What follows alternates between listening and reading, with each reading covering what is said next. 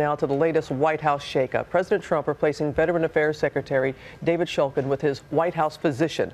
This is the 8th high-profile departure in just the last month. Our chief global affairs correspondent, Martha Raddatz, has more. She's there in Washington for us. Good morning, Martha.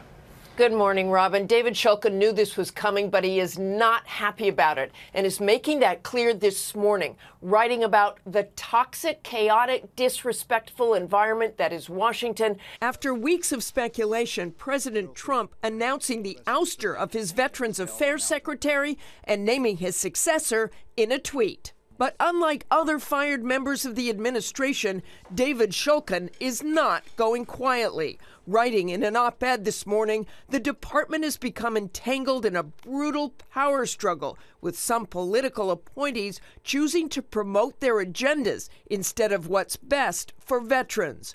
Shulkin was a rare Obama administration holdover, and his confirmation sailed through the Senate with praising Shulkin for his work improving the VA. I also want to express our appreciation for Secretary Shulkin, who is implementing the dramatic reform throughout the VA. Right, David?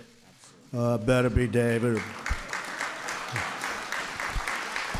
We will never use those words on you, that's for sure. But the president grew increasingly unhappy with Shulkin. Mr. Secretary, any concerns about your job? In particular, the negative attention Shulkin attracted over a scathing Inspector General report focusing on a work trip to Europe, taking along his wife and spending days sightseeing, including accepting tickets to the Wimbledon women's tennis final, costing taxpayers $122,000. I do regret the decisions that have been made that have taken the focus off of that important work. But in that op-ed this morning, Shulkin writing, "I have been falsely accused of things by people who wanted me out of the way." The man the president has nominated to replace him, Rear Admiral Ronnie Jackson, the White House doctor who recently gave the president a glowing bill of health. I told the president that if he had a healthier diet over the last 20 years, he might live to be 200 years old. He has incredibly good genes, and it's just the way God made him.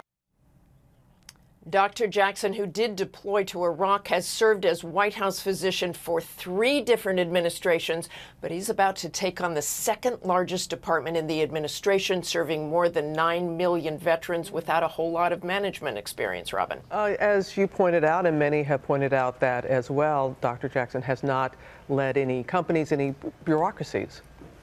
That's right. But I think, like all political appointees, he'll surround himself with people who have that experience. But improving veterans care has been a central theme in the Trump presidency. So this is a very big and very important job, not only to Trump, but all of our veterans out there, Robin. Very important people that he's serving. All right, Martha, thank you.